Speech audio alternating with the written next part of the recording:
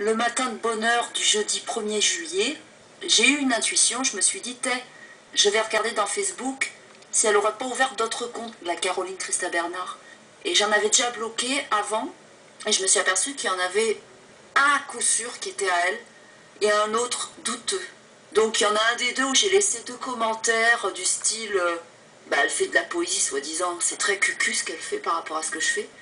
Et puis j'ai laissé un autre message où je voyais un SDF qui faisait bien français, et je lui avais dit, il faut bien aider les SDF de France, quand ils ont un bon visage de français, mais pas ceux qui font orientaux.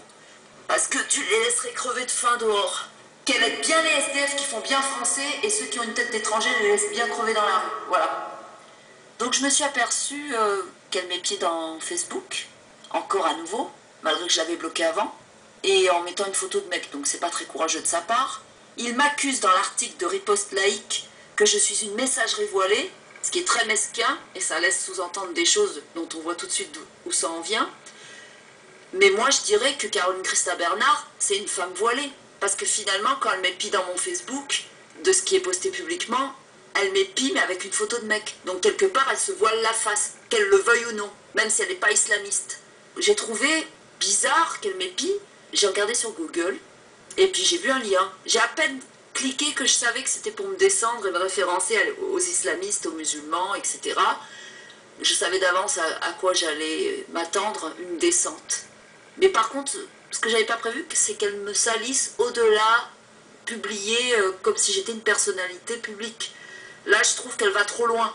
Comme d'habitude, sa stratégie pour elle, c'est toujours de monter par-dessus ma tête. Et si je me défends, elle va refaire en sorte de me foutre un nuage avec un éclair ou de la grêle. En permanence, elle voudra tout le temps me faire taire.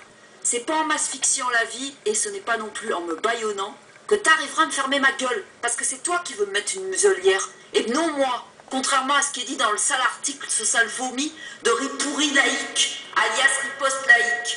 Lorsqu'on est attaqué comme ça, de la sorte, quand on porte un nom étranger, qu'on est né en France, comme moi, à Sarlat-la-Canéda par exemple, dans cette affaire, j'ai le droit de dire quelque chose. J'ai mon mot à dire.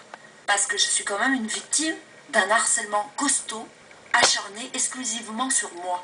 Et en même temps, j'aime pas cette expression, mais je sers de tête de turc pour ces racistes.